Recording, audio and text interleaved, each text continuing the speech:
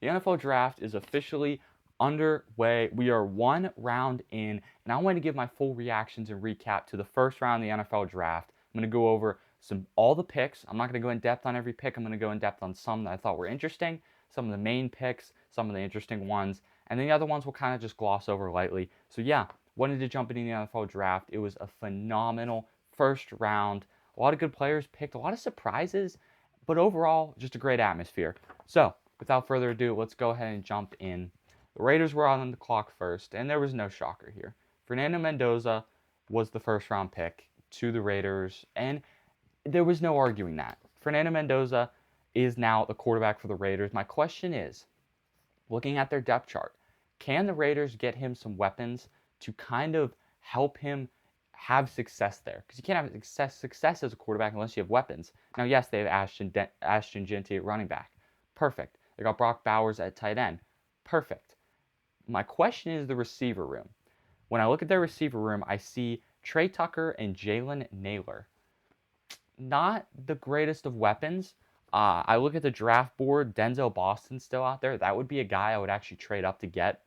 Zachariah Branch, who I heard is getting into some trouble right now, so we don't know about him. Antonio Williams, Jeremy Bernard.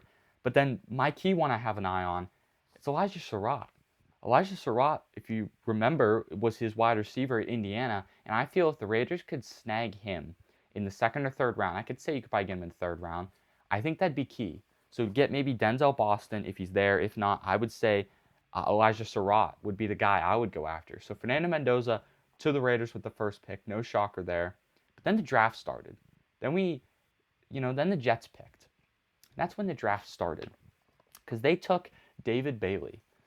So I had David Bailey in my 1.0 mock draft that you guys saw on the YouTube channel about 2 weeks ago. I put out my 1.0 mock draft. My 2.0 mock draft, which I did, not like I didn't like put it on YouTube. I had Orville Reese, so I switched it up. So my 1.0 mock draft that's on YouTube, I technically got the pick right. But yeah, this one was between those two guys. It wasn't a shocker that David Bailey was picked. Aaron Glenn's building that defense. I'm looking at this defensive line, this depth chart in front of me. They got a solid young talent defensive lineman. They got DN David Bailey, defensive tackles Tavondre Sweat.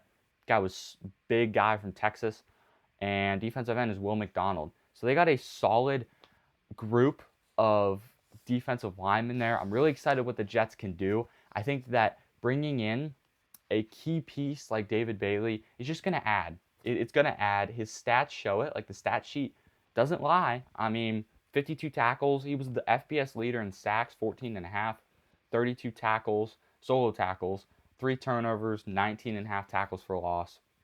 Those stats that I just read, and they're on the screen, are key stats. Like those are the things that you look for in a defensive lineman is number one, he's a sack leader. How many solo tackles? What are his tackles for loss? Can he deflect the ball? He had 3 deflections as well. So I like David Bailey to the Jets there. Number 3 was the Arizona Cardinals. The Arizona Cardinals were another one that was interesting. They were a pick that I thought Jeremiah Love was going to them. I kind of hinted toward it on my YouTube channel. So if you didn't see, I posted 4 shorts. I redid my top 5, and I posted that on the YouTube channel Thursday throughout the day before the draft. I had the Cardinals taking Jeremiah Love. Most people saw that coming, but most people were shocked last night. Everyone that I saw like this morning and last night talking about that pick were kind of shocked. And I was like, well, why would you be shocked? I mean, everyone kind of hinted toward, or like all the analysts hinted toward this pick happening. I look at this running back room, and I see a loaded running back room. You got Jeremiah Love, Tyler Algier, you got James Conner, Trey Benson. That's 4 solid guys. This depth chart as a whole, you got Jeremiah Love, Marvin Harrison, Michael Wilson, Trey McBride. So the wide receiver room, or the offense as a whole looks pretty good. The question is, can they figure out quarterback? Jacoby Brissett, I made a mistake of saying Kyler Murray on that YouTube short. It was actually Jacoby Brissett. Someone in the comment section corrected me on that. Yeah, so it's Jacoby Brissett right now. Kyler Murray is not there. So if they can figure out quarterback, I actually think that the Cardinals can be a pretty good team. So there it is. Jeremiah Love to the Cardinals at 3. Tennessee Titans were on the clock at 4. They took Carnell Tate. Seems like that's a good fit for them. Ohio State wide receiver. They had Calvin Ridley. I'm pretty sure they still have him. But getting Cam Ward another weapon was key. So I love to see. It says Kendrick Falk. That's my bad. That's the wrong slide. But yeah, I do love that pick for the Titans to get Carnell Tate. All right, number 5 is the Giants. They took Arvell Reese. Arvell Reese was a guy that I really like in terms of skill set. This guy was phenomenal at the combine. He had a great combine performance. He was just a check the box in every, in every, I don't even know what the word would be, in every, I guess you could say, bin he checked the box for any team that was going to draft him. The Giants, whether it's the Jets, whatever. He's going to be a scheme fit for the Giants. I love him there. Number 6 was the Chiefs. They traded up via the Browns and selected Mansour Delane. I actually don't know why the Chiefs traded up. I'm sure there's a reason behind it, but I feel like Delane would have been there at 9. I don't know if they were questioning whether the Cowboys would trade up or a different team would try to trade up, and they wanted to get ahead of it. But in my opinion, Mansour Delane would have been there at 9. But the Chiefs, nevertheless, traded up and took a solid corner at Mansour Delane.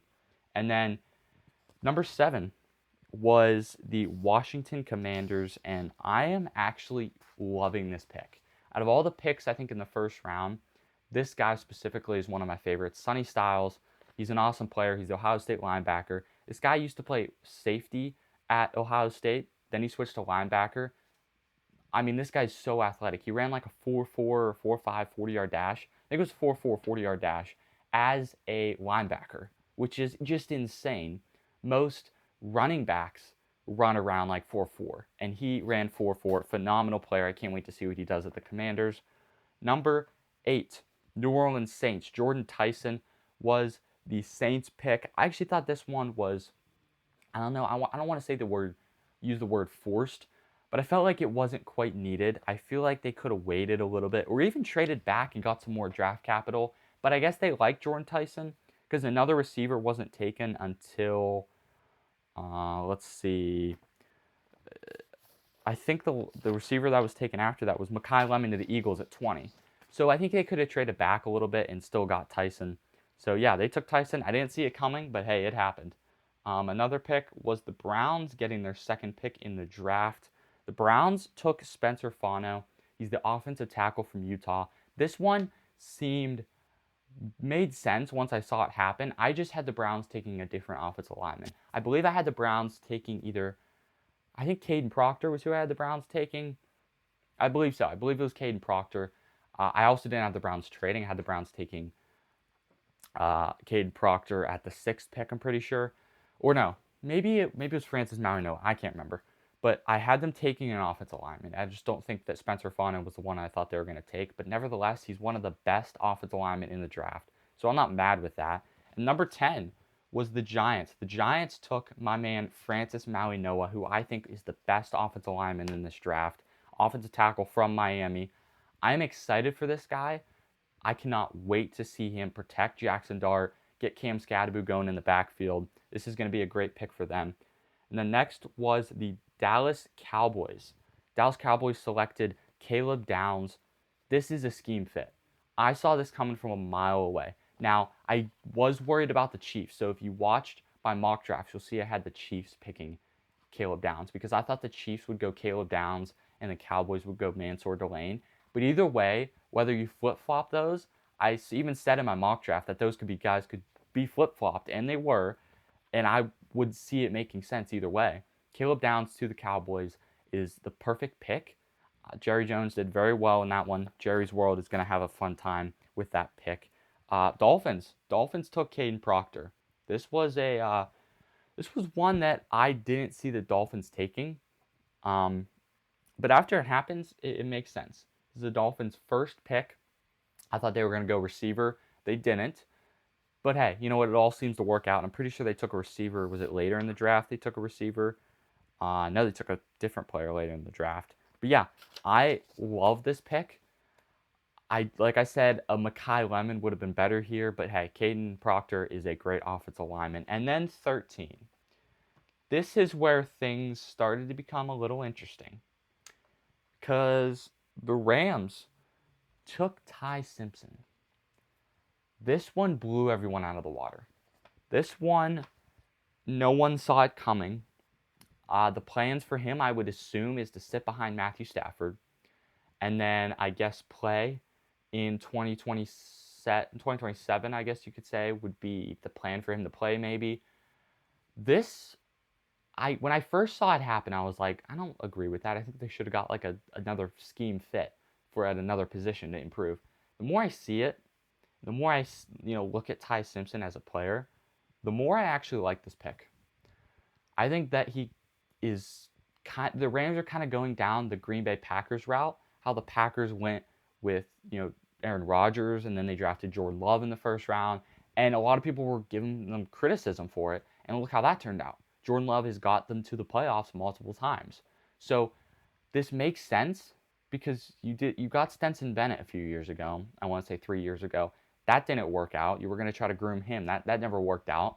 So you're going to give Ty Simpson a shot. And the Rams are good enough that they don't need another piece, necessarily need. I'm going to put emphasis on need. They could use, but they don't need.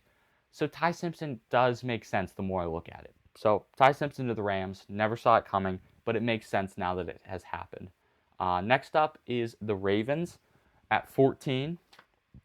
The Ravens took, I don't even know how I'm going to say this, Iwavi, you know who he is. He's on the screen. He's the guard from Penn State. This guy was good. I mean, this guy is phenomenal. You got to look up highlights, specifically the UCLA game, but at this point it doesn't even matter. Look up highlights of this guy. He tramples offensive linemen or defensive linemen. This guy is insane. I love him to the Ravens. And I got to say, congratulations to Roger Goodell for not completely botching that name. So I got to give him props for that. Next pick was 15, and it was the Buccaneers. We're almost halfway. Tampa Bay took a solid player in Kenyon Sadiq. Kenyon Sadiq is a player that I was interested in from the start of the draft. This was a guy that I was like, man, they can take him. Like any team that takes him, he's going to be a fit there. Except for maybe the Raiders and the Cardinals because they already locked in at tight end. But every other team that takes a tight end, it's like, oh man, he's going to be a starter day one, no doubt. The Buccaneers got him, and I think giving Baker Mayfield, I believe they still have Chris Godwin, Emeka Egbuka, Kenyon Sadiq. After the loss of Mike Evans, this kind of makes sense. Like, I really do like that. I think that'll fit perfect for the Buccaneers. So I like that pick there. And then the next one was 16, halfway. New York Jets took, I'm sorry, I was reading the wrong thing. Let's go back to the Buccaneers for a second. Buccaneers took Ruben Bain. Man, after, writing all this for the last, hour, writing all this, all the graphics and stuff, it really gets you messed up. Ruben Bain to the Buccaneers. My bad. This one, personally, I liked Kenyon Sadiq better for this pick, obviously. But the Buccaneers get Ruben Bain. Makes sense, because they can pair him up with Vita Vea on the defensive line.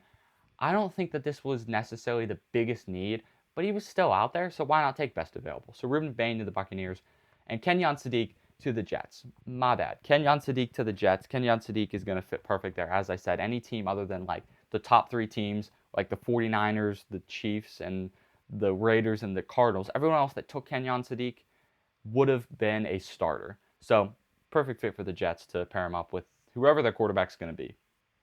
The Lions. Lions were next. This was an interesting pick for the Lions. I'd say that the least. Blake Miller. He is the offensive tackle from Clemson.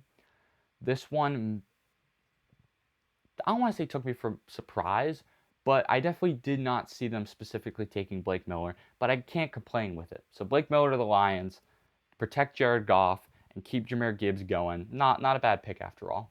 Vikings are on the clock at 19. They took Caleb Banks, defensive tackle from Florida. I would like to say that this is a bit of a reach. I would guess that'd be the first time I'm going to say this in the draft. Maybe Ty Simpson. Ty Simpson was a reach, I would say. But I would say the real reach would be Caleb Banks. I thought this was going to be a easy Dylan Thieneman to the Vikings. Turns out it wasn't. Dylan Thieneman went to I believe the Bears later in the draft, or Dylan Thieneman went to the Bears. Yeah, later in the draft. We'll get to him. I thought he was going here. Turns out he didn't. But all things considered, the Vikings with Caleb Banks, bit of a reach, but not the worst thing in the world. Panthers took Monroe Freeling. He's the offensive tackle from Georgia. This guy is pretty good. This guy is a just easy starting offensive tackle. Like, no doubt he's going to go to Carolina and be a perfect starter for them. Number one, keep Bryce Young, up. Number two, whoever's going to be at running back, keep the running game going. So those are two big things that I really see in taking Monroe Freeling, taking an offensive line, trying to just build that line up to keep Bryce Young going. Because after all, Bryce Young is the guy. So the light just went out. How wonderful.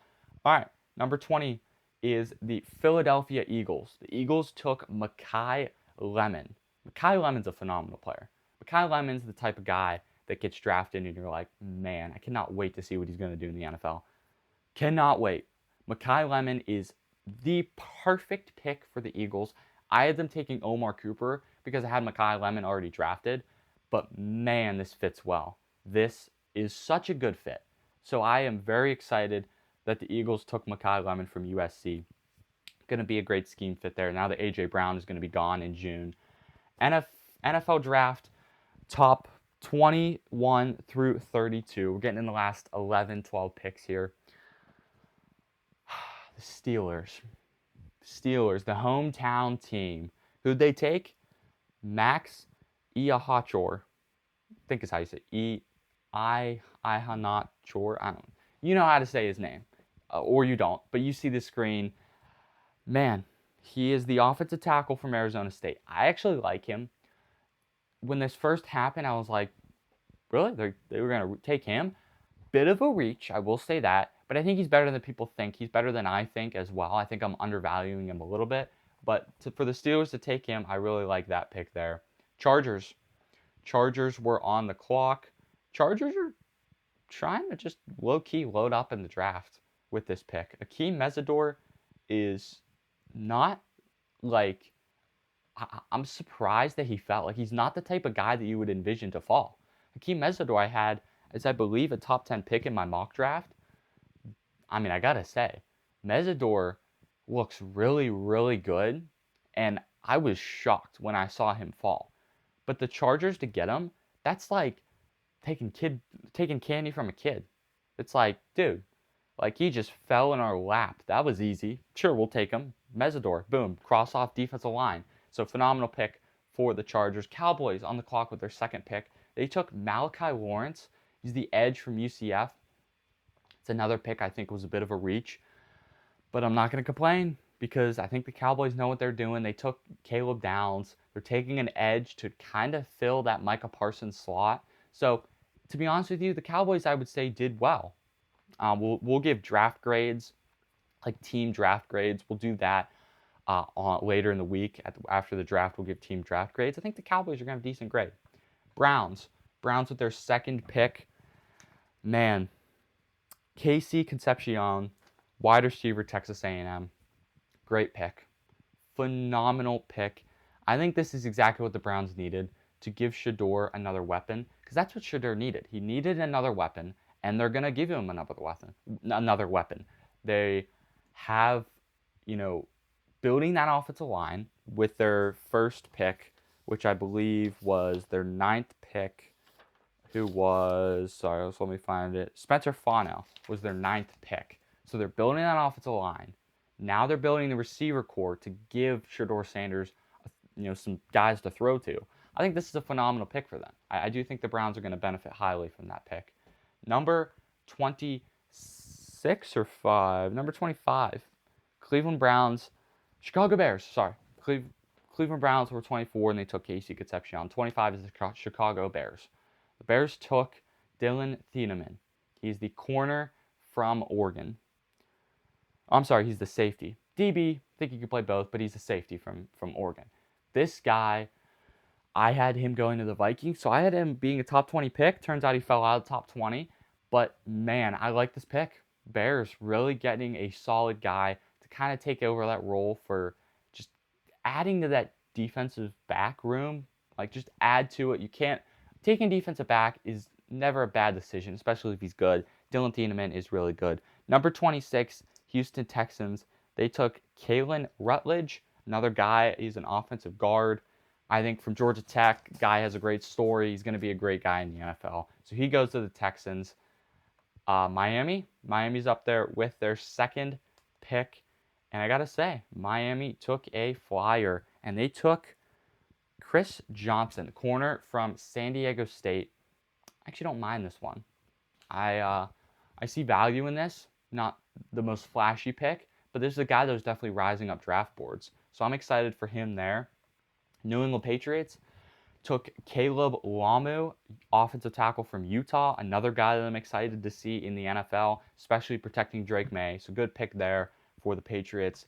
Chiefs took Peter Woods, defensive tackle from Clemson. They traded back in via the Rams. This was a pick that they got from the Rams a while ago. So they got a second pick in the NFL draft in the first round, and they took Peter Woods. I'm excited, really excited for that pick. So Peter Woods to Kansas City, great pick there. New York Jets got a pick 30 via Denver, via Miami, via San Francisco. And that is Omar Cooper. Omar Cooper, this is a guy that I loved. The Jets to get him is just phenomenal. Wide receiver from Indiana. This is a guy that was climbing up draft boards. He started probably a second rounder, and he moved all the way into the first round. And I think that he deserves every bit of this. Going back to that Penn State game, that catch, just, greatest catch of his career. The guy's phenomenal. I can't wait to see what he can do and continue to dominate in the NFL level, not just college, but NFL level at the Jets. Phenomenal pick for them.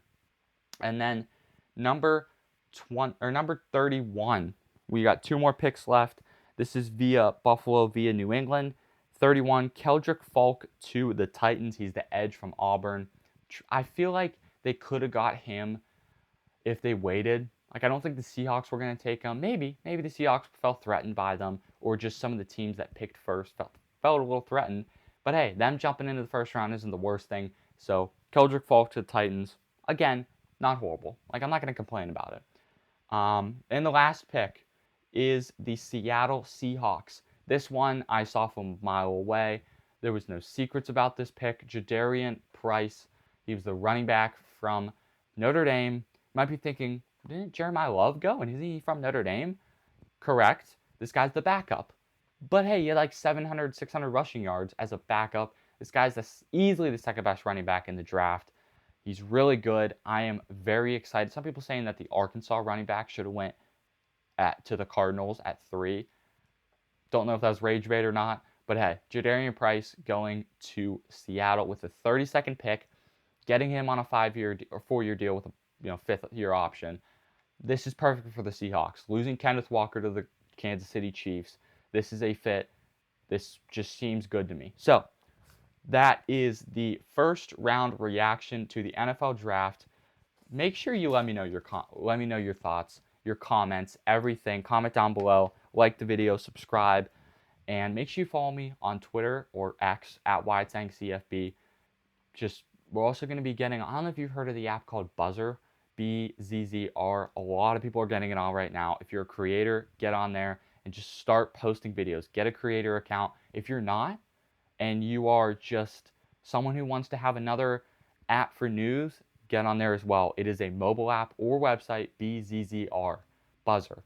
I'm going to be getting on there, hopefully getting an account within the next few days, be able to post just stuff from our show, clips, just all kinds of stuff, news. It's going to be fun to get on there, kind of start a new platform. All right, but the YouTube channel is not going anywhere. The Twitter is not going anywhere. Those are staying as is. It's just another layer to the cake. So I appreciate you guys for watching. We will see you guys, I guess, in our next show, which I don't know when it will be. I'll let you guys know on the YouTube channel when the next show will be. So stay tuned for that. And I'll let you guys know when that'll be coming out. NFL Draft continues tonight, tomorrow. Make sure you guys enjoy it. We will see you guys on the other side for full draft grades after the draft. Hope you guys have a great start to your weekend, and God bless.